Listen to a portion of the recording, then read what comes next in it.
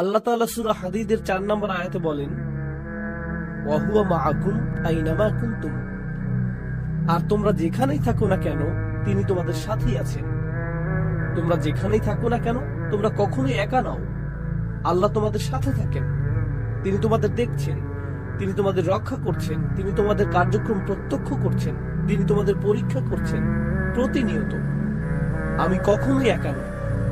আমি আমার রুমের ভিতরে একা নই, আমি আমার ক্যাম্পাসে একা নই, আমি আমার গাড়ির ভিতরেও একা নই। আমরা কখনোই নিঃসঙ্গ নই।